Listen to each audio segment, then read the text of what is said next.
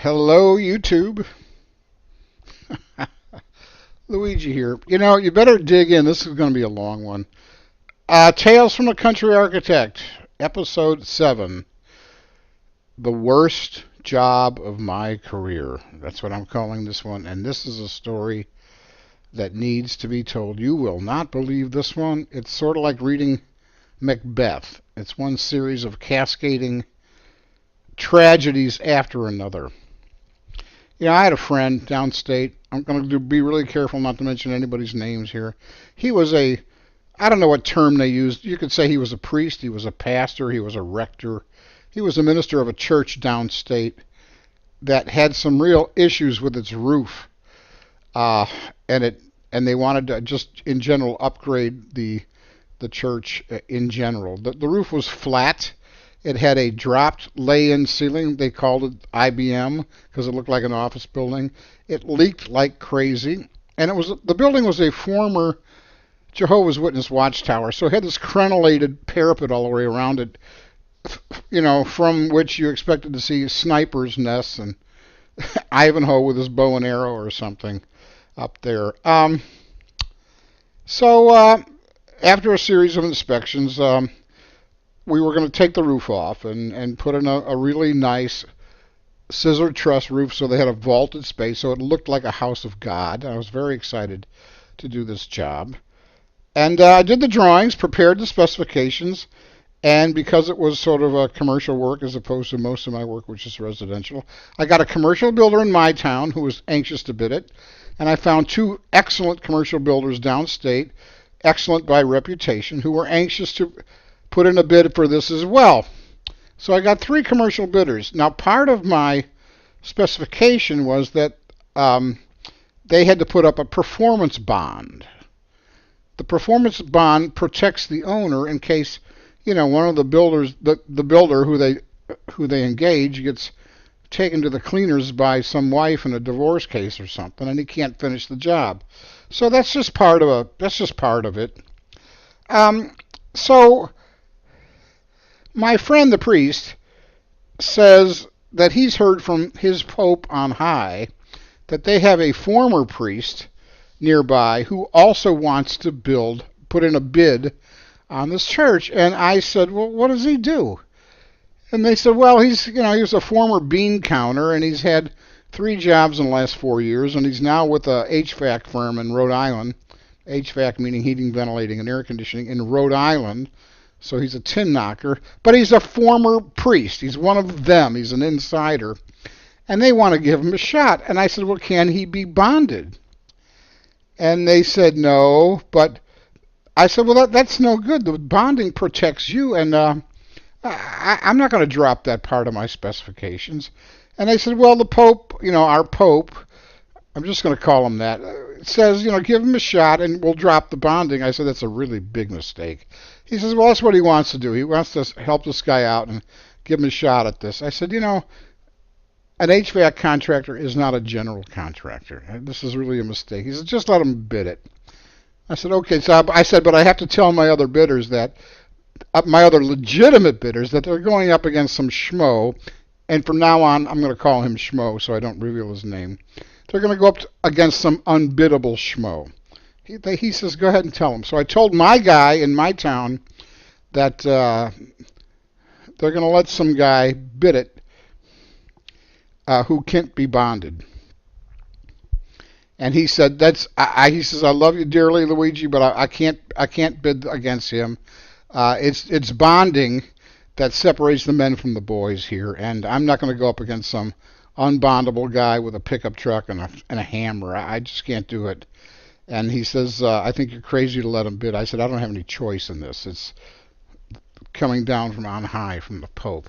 So I told the other two bidders downstate, again, legitimate commercial bidders, they didn't seem to have a problem with it. They were going to submit their bids anyway. Great. So I got 2 real bidders and a wannabe contractor. Ugh. You can tell this is the beginning of a nightmare. We distribute the drawings, the bids come back, we open the bids. The 2 legitimate bidders are within 1.5% of each other. It's really tight bidding. It's really good bidding. These are pros. They have estimators. They have people who do this for a living professionally. And when an architect sees bids that close, this is a real compliment to him in terms of the accuracy and completeness of his drawings and specifications. So that's really good news. And then I open up Schmo's bid, and Schmo is $110,000 low. And I told my client, I said, I am rejecting this bid out of hand. He says, now wait a minute. We can save $110,000. I said, don't be naive. Costs are costs. Two pros came this close to each other on the numbers. You should feel very confident that their number is the correct number. He goes, well, the Pope's going to have something to say about this. So sure enough, the Pope, holy cow, we're not going to let $110,000 go down the drain here. Give the contract to our guy. I said, wait. That's really short-sighted thinking. Don't do it. Just don't do it. It's wrong. It's bad. So my friend, the priest, says, why don't you give him a call? Talk to him, the Schmo. So I call up Schmo, and I said, we opened bids today. He knew that, so he was expecting my call. He said, how do we do? I said, I rejected your bid out of hand. He says, why? What's wrong with it? I said, you were $110,000 low. He says, no, it's impossible. That job isn't worth that much. He says, we're very confident about our number. I said, I don't think you should be, because the other two guys were within 1.5% of each other. They were very close. And you're way out there in left field at $110,000 low. He says, no, we're going to stand by our number. I said, well, let me ask you a few things, okay? I want to make sure you've got the big items covered in your number, okay? He goes, go ahead. I said, do you have the double Gothic archtop Pinecrest mahogany doors, entrance doors covered? And there's this long pause, and he says, yeah. I said, do you have the triple hung Gothic archtop aluminum clad Marvin windows covered that we have everywhere? And he goes, yeah. I said, do you have the art glass over the altar covered? I could tell he never heard of that one before. And he says, sure, if it was in your drawings, we have it covered. I said, do you have the slate roof covered? Boy, that took him by surprise. Slate on the roof? He goes, yeah, I'm sure we do. I said, do you have the copper open valley flashings, the copper drip edges, the copper sidewall flashing and counter flashing? Do you have all the copper covered? And he said, yeah, sure, yeah. And I said, do you have all the architectural bronze hardware everywhere? And he said, yeah. And this is just the big, expensive items, okay? That's not the whole job by any means. I could tell by the way he responded with the long, hesitating pauses that he didn't have any of this. That he didn't even know they were there. So I got off the phone, and I said, you can't hire this guy. It's going to be a nightmare. And they said, well, it's not my call. It's up to the Pope. So they sign him up. Big mistake. They sign him up. So one of the first things we were going to do was take the roof off. After we took the roof off, we had to, it was an existing masonry wall, maybe 4 wides thick, a really thick wall, at least 16 inches thick, uninsulated, cold building. We had to take the roof off and then lay 2 more courses of block at the top of the wall, but before we did that, we had to fish down reinforcing rods in the cells of the existing block, and then fill those cells with a thin slurry of grout, because we had to bring the building up to seismic code, make it earthquake proof if there is such a thing. Put the 2 new courses of block on. The top course was a bond beam, which had reinforcing in it and filled with concrete, and then we set anchor bolts on that, put our plates down, onto which we would set our scissor trusses, the roof trusses. So the first order of business is to get the roof off. And I would go down to that job. It was about 2.5 hours away. I would go down to that job once a week. And every once in a while I'd bring my draftsman, Emil, with me. And we go down there, and for 6 weeks, they're still working on this roof, taking it apart one nail at a time, removing it one board at a time. And I can't believe that 6 weeks go by and they're only halfway done taking the roof off.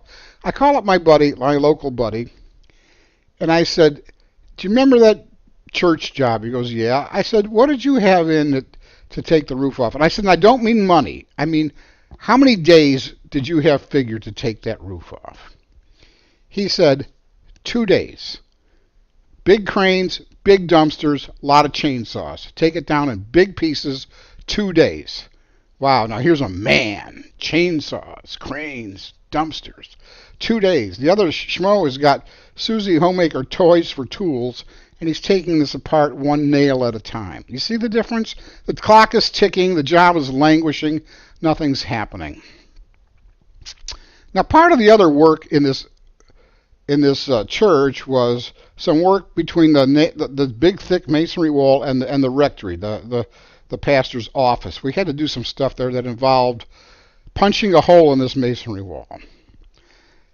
And Schmo punched the hole, did a great job, but to shore this thick masonry wall back up, he sticks a single 2x4 in there vertically as a prop. I said, "What's this?" He goes, "Oh, that'll hold it." I said, you can't patch masonry with wood. This is a no-no. You got to get in here and brick this opening up. Just believe me, this is not acceptable." He says, "Oh, that's fine. It'll work fine." I said, "No, you're wrong. It's not fine." Finally, they get the roof trusses up, and I'm down there shortly thereafter. And I look up at real tall space now, vaulted, beautiful. I look up and I say, "Where's the diagonal and cross bracing?" And he's talking to me now as if I'm a flippin' idiot. He says, "Oh, these kind of trusses don't need diagonal and cross bracing." I said, "Oh, okay." I find out where he buys his trusses. I call him up and I said, "You get me a set of shop drawings as fast as you can." See, the church has cut me out of the loop because I'm a troublemaker. I don't like their bidder, okay? So I never saw them. I never got to approve them. I never got to check them. I said, "You just get me a set of shop drawings." Sure enough, it's a good set of drawings, well engineered, and there's 2 pages of details on how to install the diagonal and cross bracing. Now, this is a potential catastrophic failure. All these trusses could parallelogram, and because they're scissor trusses, they could flip. You could kill 500 people at once with a failure like this. This is a life safety issue, and this is a line I do not cross. So I called the building inspector. And believe me, I take no pleasure in playing snitch. I'd rather I had a competent guy that didn't need monitoring like this. I called the building inspector, and I said, "You and I got a problem." He says, "Is this that church job again?" I go, "Yeah." He goes, "Now what?" I says, "We're looking at a catastrophic roof failure." He goes, "I'm retiring soon. I don't need a catastrophic roof failure before I go." I said, "Can you meet me at the job tomorrow?" We set a time. He says, "Yeah." Now, I don't tell schmoballs that I'm coming. I don't tell them that the building inspector's coming. I show up, and I get there first. I get there early. The building inspector's not there yet. And Schmo says to me, "Good morning, Luigi." And I said, I'm right in his face. I said, "You will never associate a visit from me with a good morning ever again." Sure enough, the building inspector shows up. Now, I didn't tell him what the issue was on purpose. This guy's smart. He says, "What's the problem?" And I just pointed up. And he looked up at the trusses and he says now to Schmo, he says, "Where's the diagonal and cross bracing?" Now Schmo is now talking to a building inspector instead of me. And he says, "Oh, these trusses don't need diagonal and cross bracing." And at this point, I pull out the shop drawings and I open them up, and there's 2 pages of details. And the building inspector just looks at him and he says, whatever you're doing, stop right now. Get every man you can up there and put the diagonal and cross bracing in immediately. Immediately. This cannot wait. It's so important. Then I take the inspector over to that hole in the wall with the stick in it. And I didn't say a word. And Schmo is following us. I didn't say a word. I just said, take a look at this. And he looks at it, and then he looks at Schmo and he goes, what the hell is this? So Schmo realizes he's in trouble. He goes, oh, that's just a temporary support. Now it's a temporary support. He says, you brick this up as fast as you can. Okay? So these are just some of the major things that are going wrong here with this job. Now, Schmo had a great idea. This is a big, thick masonry walled church, no insulation in the walls. And Schmo gets the great idea of, let's frame up 2x8 walls because the wall is so tall. So he wanted a big piece of lumber for stiffness and verticality. And there probably weren't engineered studs in those days. He says, let's frame up a wall in front of this wall. We'll fill it with insulation. Now we can fish electrical through it. And it'll be a much warmer building, less expensive to heat. A great idea. It was a wonderful idea, and I told him so. So we got these thick walls, like 8 inches on this side, 8 inches on that side. And I warned him. I said, now that you've made the room narrower, watch out for your minimum side aisle width and your minimum center aisle width because the walls are closer together.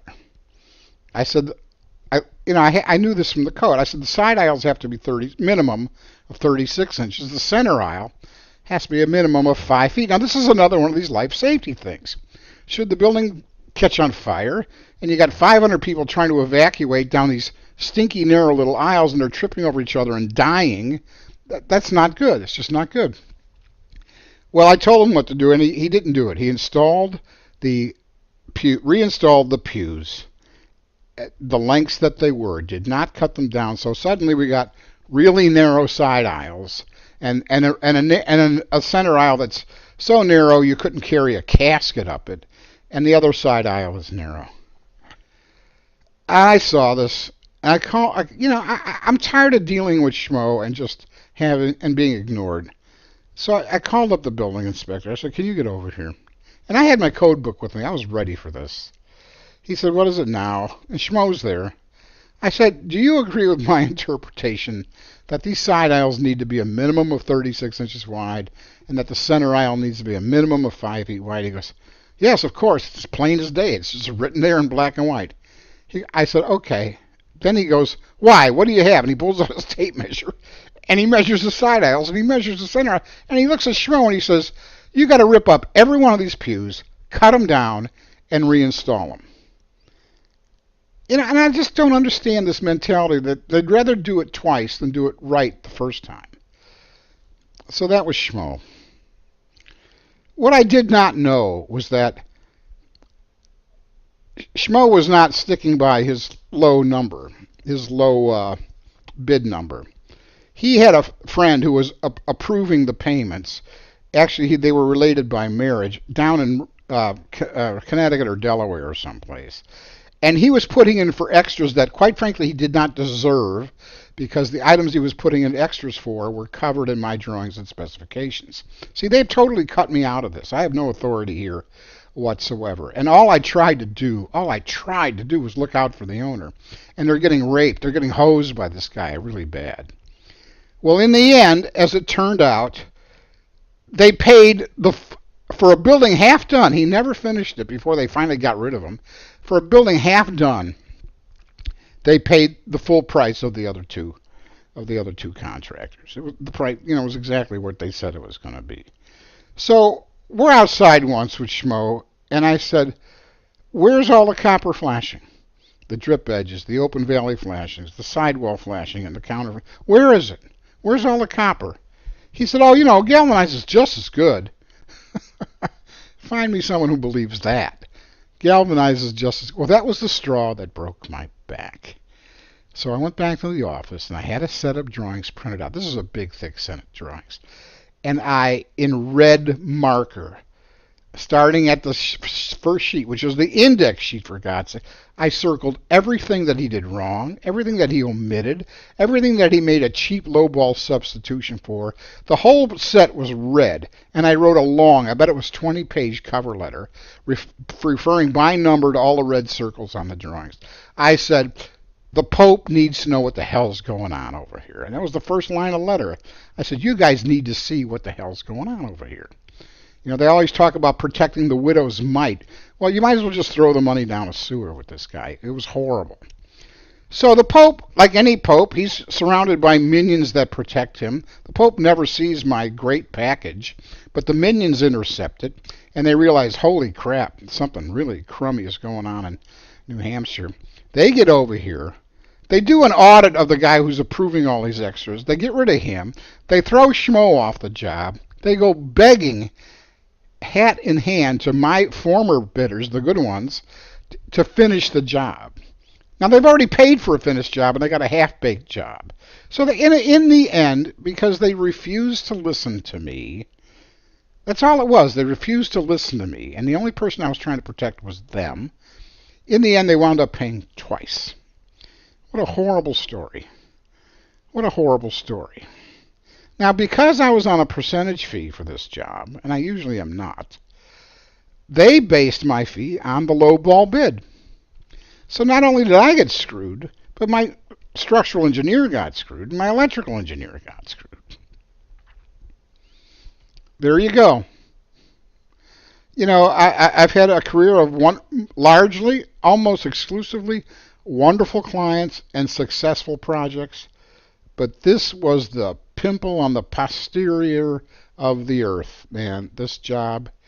And if it sounded like a bitter rant, I apologize, but I think the story was worth getting out there. Because sometimes through no fault of one's own, your authority can be taken away from you. And those whom you are supposed to protect aren't interested in your protection. They'd rather get raped than listen to you. All right, everybody. God bless you. I love you all. 22 minutes here. Bye-bye.